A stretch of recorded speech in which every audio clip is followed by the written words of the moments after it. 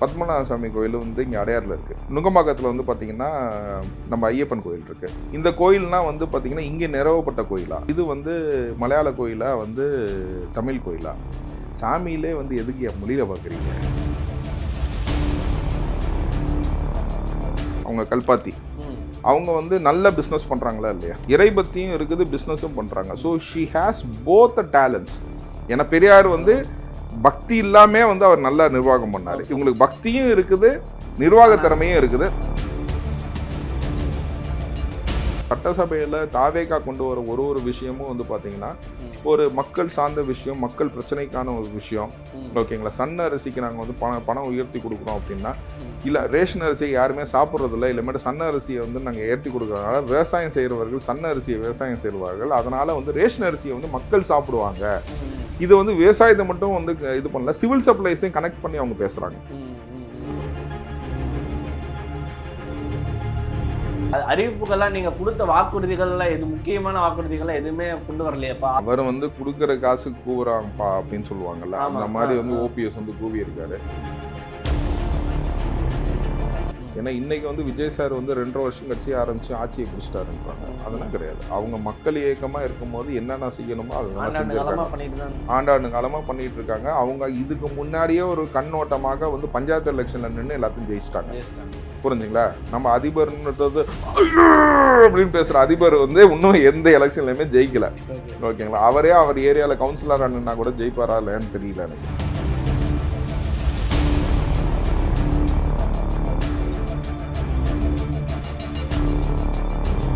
அர்ச்சனா கல்பாத்தி அவர்கள் நம்ம எல்லாருக்குமே தெரிஞ்சிருக்கும். சினிமாவில் தயாரிப்பாளராக இருக்காங்க. அறங்காவலர் பொதுக்குழுவில் ஒரு மெம்பராக இடம் கொடுத்துருக்காங்க. இந்த இடம் எப்படி பார்க்குறீங்க? அது மிகப்பெரிய டிபேட்டை கிரியேட் பண்ணியிருக்கு. தமிழக முதல்வர் விஜய் அவர்கள் அவர் சார்ந்த சினிமா துறையில் அவர் கூட இருந்தவங்களுக்கெல்லாம் அரசில் பதவி கொடுக்குறாரு அப்படின்ற மாதிரி ஒரு குற்றச்சாட்டு போயிட்டு இருக்குது. எப்படி பார்க்குறீங்க? இது என்னங்க குற்றச்சாட்டு? சினிமாவில் இப்போ நீங்கள் வந்து லயலா மணிக்கு கொடுத்தா, லியோனிக்கு கொடுத்தது லயலா மணிக்கு கொடுத்தா நீங்கள் குற்றச்சாட்டு தான் சொல்லுவீங்க. புரிஞ்சுங்களா? இன்னைக்கு வந்து இன்னைக்கு ஆனந்த ஜெத்து கொடுத்தா நீங்கள் குற்றச்சாட்டுன்னு சொல்லுவீங்க. நான் அமைச்சர் ராஜ்மோகன் அமைச்சராகிறது வந்து என்ன திமுக அமைச்சரான அமைச்சராக முடியும்? புரிஞ்சுங்களா? ஸோ என் பொறுப்புகளை எப்படி பகிர்ந்து செய்யறதுக்கு என்னோட மக்கள் எப்படி இருக்கிறாங்களோ அதுக்கு தகுந்த மக்களை அவர் அப்பாயின்ட் பண்ணுறாரு. What's wrong in it? இதனால எந்த பிரச்சனையும் வருது? ஏதாச்சும் பிரச்சனை வந்துச்சுன்னா சொல்லுங்க. புரிஞ்சுங்களா? So he is giving appointment to so and so person. புரிஞ்சுங்களா? To do the work clearly. இப்போ நல்லா யோசிச்சு பாருங்க. இந்த கல்பாத்தி அவங்க பேரு அர்ச்சனா கல்பாத்தி. ஓகேங்களா? அவங்க இந்த போஸ்டிங் போட்டனால இந்த சம்பளத்தை வச்சு தான் அவங்க பிழைக்க போறாங்களா? இல்லை, அவங்க ஆல்ரெடி ரிச். ஓகேங்களா? ஸோ அதை ஒத்துக்கிறீங்களா? ஸோ அப்படிங்கும் போது அவங்க வந்து இதை வந்து கவனமாக சூப்பராக செய்ய வேண்டும், இதை செம்மையாக செய்ய வேண்டும், ஹெச்ஆர்என்சி டிபார்ட்மெண்ட்டை வந்து அவங்க மேன்மைப்படுத்த வேண்டும்னு நினைக்கிறாங்கன்னு வச்சுக்கோங்களேன். இப்போ அவங்கள போடுறதுல உங்களுக்கு என்ன பிரச்சனைங்கிறேன் சார்? ஒன்றுமே இல்லை சார். இப்போ நம்ம வந்து நிறைய விஷயங்கள் நம்ம பேசிகிட்டு இருப்போம். புரிஞ்சுங்களா? அப்படிங்கும் போது அதில் ஆர்வம் உள்ளவர்கள் அதை பற்றி பேசும்போது உங்களுக்கு என்ன பிரச்சனைன்னு கேட்குறேன். புரிஞ்சுங்களா? So it has not been done for money alone. It has been given to the right hands. புரிஞ்சுங்களா? நல்ல ஒரு ஏன்னா அவருக்கு தெரிஞ்சவங்கள்ட்ட வந்து அவர் போட்டிருக்காருன்னா அப்பாயின்மெண்ட்ஸ் வந்து அப்படி தான் சார் பண்ணுவாங்க. புரிஞ்சுங்களா? யார் வந்து அந்த இதில் வந்து ரொம்ப கிளியராக இருப்பாங்களோ, நேற்று மாதிரி இல்லை, சேகர் பாபு மாதிரி இப்போ இல்லை, நேராக போய் நிப்பாட்டிட்டு நான் அமைச்சர்னு சொல்லுவேன். அமைச்சரா? அமைச்சர் ரமேஷ் தானே, நீங்கள் அமைச்சர் இல்லையா? எம்எல்ஏ சேகர் பாபுன்னு சொல்லு அப்படின்னு 3 காரை கொண்டு போய் நிப்பாட்டினா, சார் இதுதான் சார், ஏன்னா நீங்கள் இன்ஃபர்மேஷன் முன்னாடியே சொல்லணும் சார், ஒரு நாளைக்கு முன்னாடியே சொல்லணும் சார், இதுதான் சார் ப்ரோட்டோகால், அதுதான் சொல்லிட்டு ஒரு எஸ்ஐ வந்து சொல்கிறாப்புல. புரிஞ்சுங்களா? ஸோ அவங்க ஏதாச்சும் அவங்கள அப்பாயின்மெண்ட் பண்ணதே வந்து தவறு அப்படின்னு சொல்கிறதே ஒரு தவறான ஸ்டேட்மெண்ட். அவங்க எதுவும் தவறு பண்ணாங்கன்னா சொல்லுங்க, அதுக்கு நம்ம சொல்லுவோம். சார், அறநிலையத்துறை அமைச்சர் ரமேஷ் அவர்கள் சொல்லியிருக்காரு, அர்ச்சனா அவர்கள் இதுக்கு முன்னாடியே ஒரு 10-15 கோவிலில் திருப்பணிகள் ஈடுபட்டிருக்காரு, அதனால கொடுத்தோன்னு சொல்றாங்க. இதை அப்போஸ் பண்ற விதமா இன்னைக்கு நாம் தமிழர் கட்சியினர் என்ன சொல்றாங்கன்னா, அர்ச்சனா கல்பாத்தி பேசிக்காவே அவங்க கேரளா பக்கத்து மாநிலம், கேரளாவை பூர்வீகமா கொண்டவங்களுக்கு தமிழக கோயில்ல என்ன வேலைன்னு கேட்குறாங்க. அதே மாதிரி ரமேஷ் அவர்கள் சொல்றாரு, அவங்க 10-15 கோயிலில் திருப்பணிகள்லாம் ஈடுபட்டிருக்காங்க, அதனால் நான் கொடுத்தேன்னு சொல்கிறாரு. இந்த 2 குற்றச்சாட்டை, இந்த 2 பதில் எப்படி பார்க்குறீங்க? சரி, ஐயப்பன் கோயில்னா வந்து கேரளா கோயிலா தமிழ்நாடு கோயிலா? இல்லைங்க, நான் கிறிஸ்துவனுங்க, நான் ஏதாச்சும் பேசினா தப்பாயிரும், நீங்களே சொல்லுங்கள். எனக்கு எல்லா கோயிலுகளும் நான் வந்து போவேன். எந்த கோயிலுகள்னா வந்து மற்ற மதத்தினர் வந்து உள்ளே வராதீர்கள்னு சொன்னாங்களோ அந்த கோயிலுக்கு மட்டும் தான் நான் போக மாட்டேன். புரிஞ்சுங்களா? மற்றபடி எல்லா கோயிலுக்குமே என்னை கூப்பிட்டாங்கன்னா எல்லா கோயிலுக்குமே நான் போவேன். பத்மநாப சாமி கோயில் வந்து இங்கே அடையாரில் இருக்குது. ஓகேங்களா? இப்போ அந்த கோயிலை வந்து, ஏன்னா விஷ்ணு சன்னதி இருக்க ஒரே கோயில் வந்து மெட்ராஸில் அதுதான்னு நினைக்கிறேன், எனக்கு தெரிஞ்ச வரைக்கும் என்னோட இன்ஃபர்மேஷன் படி. புரிஞ்சுங்களா?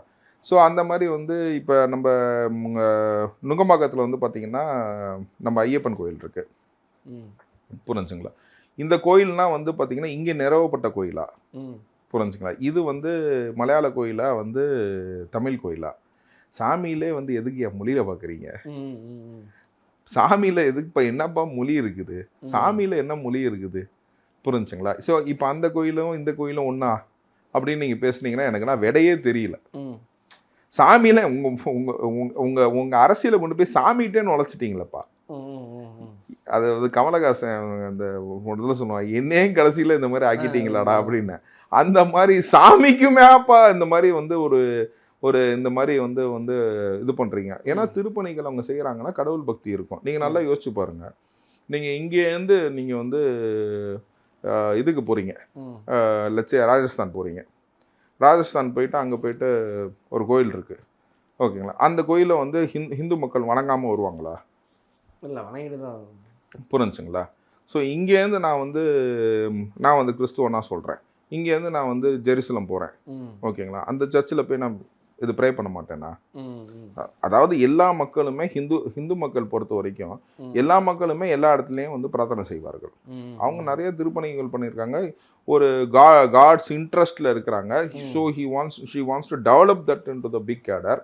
ஒரு ஹெச்ஆர்என்சி டிபார்ட்மெண்ட் வந்து நல்லபடியாக நடக்க வேண்டும்ன்றாங்க. ஸோ அப்படிங்கும் போது அவங்களோட இன்புட்ஸ் வந்து will be very very good inputs to the society அப்படின்றத ஃபீல் பண்ணுறேன். ஏன்னு கேட்டிங்கன்னா அவங்க காசுப்பட்டு வரல. இன்னைக்கு மக்கள் எதுக்கு விஜய் சார் ஓட்டு போட்டாங்க? அவருக்கு ஏற்கனவே 650 கோடி ரூபா சொத்து இருக்குப்பா, நான் இந்த காசை தொட மாட்டேன், தொட்டவனே விட மாட்டேன்னு இந்த ஒரு வார்த்தைக்கு தான் மக்கள் ஓட்டு போட்டாங்க.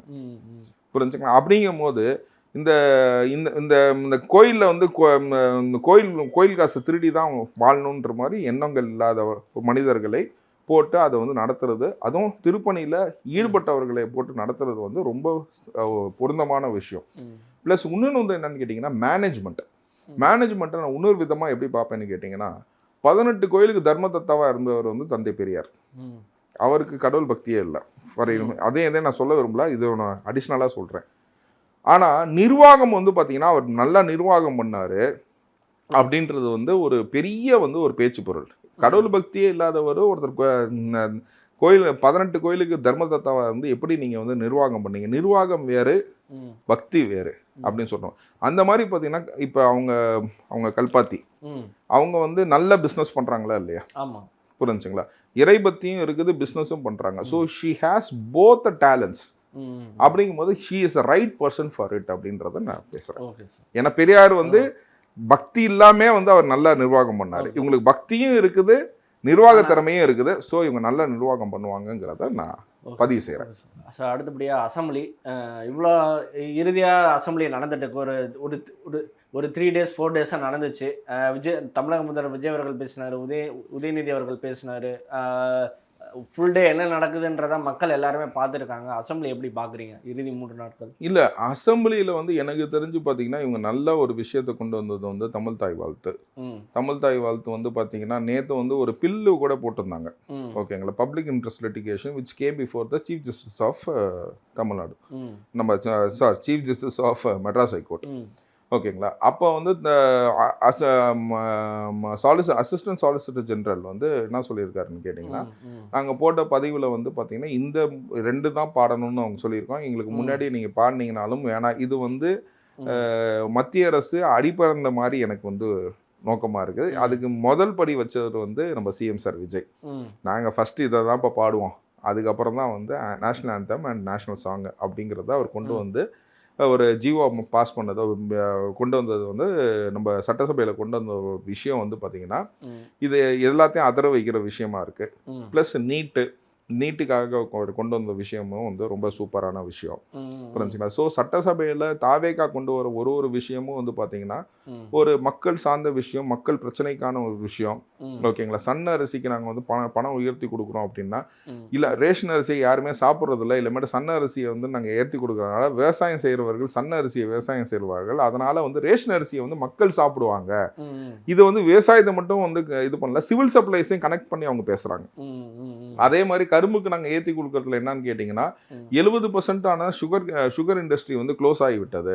ஏன்னா ரா மெட்டீரியல் கரும்பு கிடைக்கல, கரும்பு யாரும் விவசாயம் செய்ய மாட்டாங்க. இது ஏற்றி கொடுக்கறதுனால என்னன்னு கேட்டிங்கன்னா சுகர் இண்டஸ்ட்ரீஸ்னால் டெவலப் ஆக போகுது. இது கனெக்டட், விவசாயமும் அந்த இண்டஸ்ட்ரியும் கனெக்டட். இண்டஸ்ட்ரி எப்படி வந்து ரேஷன் அரிசியை சாப்பிட்றது வந்து சிவில் சப்ளை ரேஷன் வழியாக நம்ம சாப்பிடுவோமோ, ஸோ ஒரு department is getting connected with other departments also. அப்படிங்கும் போது இந்த மாதிரி ஒரு ஃபோர்காஸ்ட் வந்து எந்த சட்டசபையில் நான் பார்த்ததில்ல. ஏன்னா விவசாயம் மட்டும் பேசுவாங்க. புரிஞ்சுங்களா? விவசாயிக்கு இது பிரச்சனைங்க. இந்த விவசாயம் கூடுறதுனால இந்த இண்டஸ்ட்ரீஸும் டெவலப் ஆகும். இந்த சன்ன அரிசி வரதுனால மக்கள் இந்த ரேஷன் அரிசியை சாப்பிட ஆரம்பிப்பாங்க. இப்போ ரேஷன் அரிசி யார் சாப்பிட்டுட்டு இருக்கா? நம்ம ஊர் மாடு சாப்பிடுது. புரிஞ்சுங்களா? அந்த மாதிரி ஒரு விஷயத்துலேருந்து மாற்றம் கொண்டு வரணுங்கிறதுக்காக தான் மக்கள் நாளைக்கு அதை சாப்பிடணுங்கிறதுக்காக அந்த அரிசியை கொண்டு வர்றதுக்கு அந்த அரிசியை வந்து ப்ரொமோட் பண்ணுறாங்க. புரிஞ்சுங்களா? ஸோ இந்த மாதிரி ஒரு விஷயம், நீங்கள் சன்ன அரிசி சாப்பிடுவீங்களா, மொத்த அரிசி சாப்பிடுவீங்களா? மெலிசா இருக்க அரிசி சாப்பிடுவீங்களா, மொத்த அரிசி சாப்பிடுவீங்களா? சன்ன அரிசி தான் இவ்வளோ. ரேஷன் அரிசி சாப்பிடுவீங்களா? இல்லை, நான் இது வரைக்கும் சாப்பிட்டதில்ல. அதுதான் மொத்த அரிசியாக இருக்கும். இது வந்து சன்ன அரிசி. ஸோ நம்ம சாப்பிட்றதுனா சன்ன அரிசி. இப்போ சன்ன அரிசி வந்து ரேஷன்லேயே கொடுத்தா நீங்கள் அதை உபயோகப்படுத்துவீங்களா, இல்லைன்னா வந்து அதே வாங்கிக்குவீங்களா? உங்களுக்கு அதனால வந்து உங்கள் பட்ஜெட்டில் வந்து நிறைய ரெடியூஸ் ஆகும்ல, அந்த மாதிரி யோசிக்கிறாங்க தமிழக அரசு. ஆனால் திமுக அரசு என்ன யோசிக்கிறதுனா, நேராக உட்காந்துட்டு நேருக்கு 1000 மாடு இருக்குது, மாடு மேய்க்கிறாங்க, 1000 மாடு மேய்க்கிறாராம். ஓகேங்களா? 1000 கணக்கில் ஏக்கர் இருக்குது. ஓகேங்களா? இப்படின்னு சொல்லி பேசிட்டு சம்பந்தம் இல்லாத விஷயத்தை பேசி, ஓகேங்களா, இது சட்டசபையின் நேரத்தை வந்து நிலைகுலைகிறது வந்து திமுக வந்து பண்ணுறாங்க. அதுக்கு எதுக்கு பண்ணுறாங்க, ஏதுக்கு பண்ணுறாங்கன்றதே தெரியாமல் பண்ணிகிட்டு இருக்காங்க. அவங்க பேசுனது எதுவுமே வந்து பார்த்தீங்கன்னா மக்கள் பிரச்சனையே கிடையாதுங்கிறத நான் பதிவு செய்யறேன். இன்னைக்கு நடந்த இன்ட்ரெஸ்டிங்கான விஷயம்னா, ஓபிஎஸ், செங்கோட்டையன், ராஜ்மோகன் 3 பேருக்கு நடந்த விஷயம் தான். ஓபிஎஸ் அவர்கள் கேட்குறாரு, அறிவிப்புகள்லாம் நீங்கள் கொடுத்த வாக்குறுதிகள்லாம் எது முக்கியமான வாக்குறுதிகள்லாம் எதுவுமே கொண்டு வரலையப்பா, 6 சிலிண்டரு, தமிழ்நாடு முழுக்க விமனுக்கு ஃப்ரீ பஸ், இதெல்லாம் கொண்டு வரலேன்னு சொல்கிற மாதிரி அது ஸ்பீச் போச்சு. இடம் மாதிரி உக்காந்தனால நீங்கள் மாறிட்டீங்கன்னு நினைக்கிறேன் அப்படின்ற மாதிரி சொல்லும்போது, ராஜ்மோகன் வந்து இடம் மட்டும் தான் மாறினாரு, ஃபோட்டோ மாறல. பட் ஆனால் நீங்கள் ஃபோட்டோவே மாற்றிட்டேன்னு சொல்லும்போது இந்த மாதிரியான பல்வேறு விஷயங்கள் நடந்தது. இதை எப்படி பார்க்குறீங்க? ப்ளஸ் உதயநிதியோட செயல்பாடுகள்லாம் எப்படி பார்க்குறீங்க? அவர் வந்து கொடுக்குற காசு கூவுறாங்கப்பா அப்படின்னு சொல்லுவாங்கல்ல, அந்த மாதிரி வந்து ஓபிஎஸ் வந்து கூவியிருக்காரு. நான் வந்து சொல்கிறேன், 10 லட்சம் கோடி வந்து கடன் அப்படின்றது நம்ம தமிழக அரசுக்கு நமக்கு எல்லாம் தெரியும். நீங்கள் நல்லா யோசிச்சு பாருங்கள். இப்போ இந்த ஆஃபீஸை வந்து நான் கடனில் வாங்கியிருக்கேன்னா இது வந்து குட் அசட்டா, பேட், நல்ல கடனா கெட்ட கடனா? ஆஃபீஸை கடனில் வாங்கியிருக்கேன் சார், இது நல்ல கடனா கெட்ட கடனா? இது வந்து குட் டெட்ஸும்பாங்க, நல்ல கடன். ஏன்னா இது வந்து கட்டி முடிச்சதுக்கப்புறம் இந்த இடம் எனக்கு சொந்தமாயிரும். புரிஞ்சுங்களா? இப்போ இதே ஆஃபீஸில் இருக்கவங்களாம் கூட்டிகிட்டு ரெசார்ட் போகிறேன், இல்லைனா மலேசியா சிங்கப்பூர் சுற்றி காட்டிட்டு போகிறேன். புரிஞ்சுங்களா? அதுவும் ரெக்ரியேஷன் தான். ஆனால் வந்து நிறைய செலவு பண்ணுறேன். அதில் ஒரு 10 லட்சம் செலவு பண்ணுறேன்னு வச்சுக்கோங்க, அதுக்காக நான் கடன் வாங்குறேன்னு வச்சுக்கோங்க, அது நல்ல கடனா கெட்ட கடனா? இல்லை, அது கெட்ட கடன். புரிஞ்சுங்களா? ஸோ கடனில் எந்த வித்தியாசம் இருக்குன்றதை உங்களுக்கு நான் இப்போ இது பண்ணிடுவேன். இப்போ 10 லட்சம் கோடி வந்து நமக்கு வந்து கடன் இருக்குதுன்னு தெரியும், அது நல்ல கடனா கெட்ட கடனான்றது தெரியல. புரிஞ்சுங்களா? ஒன்றும் இல்லை சார், உங்கள் அப்பா வந்து ஒரு ரயில் பார்க்கில் வந்து பக்கத்தில் ஒரு இடத்த பார்த்து பில்டிங் போட்டு அப்பார்ட்மெண்ட் கட்டி வச்சுட்டார். அந்த அப்பார்ட்மெண்ட்லேருந்து உங்களுக்கு வாடகை வருது, லட்சே ஒரு 30 லட்சம் வாடகை வருதுன்னு வச்சுக்கோங்க. 10 கோடி ரூபாய் கடனில் இருக்காரு. இப்போ ஏன்னா 10 கோடி லட்சமாக இருக்குன்னா 10 கோடி கடனில் இருக்குது. அதுக்கு இஎம்ஐயாக நீங்கள் 10 லட்ச ரூபா கட்டணும் மாதம், பாக்கி 20 லட்ச ரூபா உங்களுக்கு மிஞ்சம். புரிஞ்சுங்களா? அது வந்து நல்ல கடனா கெட்ட கடனா? ஸோ அதை இப்படி தான் பார்க்க வேண்டியது. ஏன்னு கேட்டிங்கன்னா, இப்படி தான் நம்ம பார்க்கறதுக்கு தான் வெள்ளை அறிக்கை வெளியிட்டாங்க. நமக்கு கடன் கடன் கடன் தான் தெரியுதோ, அதுக்கு முன்னாடி யாருமே எனக்கு இந்த கடன் இருக்கு அந்த கடன் இருக்குன்னு தெரியாதே சார். நான் சொல்லுவேன் சார், எனக்கு வருமானம் வந்து நல்லா இந்த வருமானம் சார், அந்த வருமானம் சார். நான் வாங்குற வருமானத்தை எல்லாத்தையுமே மொத்தமாக வட்டி கட்டிக்கிட்டே இருந்தேன்னு வச்சுக்கோங்களேன், அது நல்ல கடனா? இன்னைக்கு தமிழக அரசு இப்பயுமே இவங்க வாங்கி வச்ச கடனை வட்டி கட்டுறதுக்காக 1,75,000 கோடி வாங்குறாங்கன்னா அதில் 63,000 கோடி வந்து நம்ம வட்டியாவே கட்ட வேண்டியதா இருக்கு. ஸோ இவங்க பண்ணி வச்சதுலேருந்து நம்ம மீண்டு வர்றதுக்கு இப்போ ரொம்ப கஷ்டப்பட வேண்டியதா இருக்கு. ஸோ இந்த கடன்லேயே வந்து பார்த்தீங்கன்னா பேட் டெட்ஸ் கடனை வந்து குட் டெட்ஸ் கடனாக மாற்றணும். புரிஞ்சுக்கலாம், வருமானம் ஈட்டக்கூடியதா கொண்டு வந்து வரணும். So it has to be linked with one another. அந்த வேலைகளை வந்து பார்த்தீங்கன்னா நல்லா செய்கிறாங்க. சிறப்பாக வந்து பார்த்தீங்கன்னா ஒரு எக்கனாமிக்ஸ் தெரிஞ்ச ஒரு டீமை போட்டிருக்காங்க. இதே வேலையை வந்து பார்த்தீங்கன்னா ரகுராம் ராஜனை கொண்டு வந்து திமுக அரசு பண்ணுச்சு. பிடிஆர் கொண்டு வந்து ஃபர்ஸ்ட் ஆரம்பிச்சாரு. அதுக்கப்புறம் அவரே தூக்கிட்டாங்க. ஏன்னா அவர் போய் உண்மையாக சொல்லிட்டாரு. 30,000 கோடி மாப்பிள்ளையும் பையனுமே சம்பாரிச்சிட்டாங்க, அந்த காசு எப்படி என்ன பண்ணுறதுன்னு தெரியாமல் முடிச்சுக்கிட்டு இருக்காங்க அப்படின்றத டக்குன்னு தூக்கிட்டாங்க. ஃபினான்ஸ் மினிஸ்டரும் கிடையாது, ஒன்றும் கிடையாது அப்படின்னு.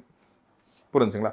அந்த மாதிரி சூழ்நிலையை வந்து இன்னைக்கு தாவேக்கார் சொல்லாமல் எக்கனாமிக்கலாக வந்து how we can do this, இதை ஒரு செலவுமே வந்து பார்த்தீங்கன்னா மக்களுக்கு வந்து அது பயனுள்ளதாக இருக்கணும் அப்படின்றத யோசிச்சு மேக்ரோ எக்கனாமிக் ஸ்டைலில் வந்து இதை அப்ரோச் பண்ணுறாங்கிறத தான் நான் அதை பார்க்குறேன் சார். ஓகே சார், இறுதியாக ஒரு கேள்வி சார், இன்றையோட இறுதி கேள்வி சார். இப்போ நேற்று பார்த்தோம்னா சமீபமாக ஒரு அறிவிப்பு, ஆக்டர் தனுஷ் அவர்கள் அரசியலுக்கு வரப்போறதா ஒரு அறிவிப்பு போயிட்டு இருக்கு.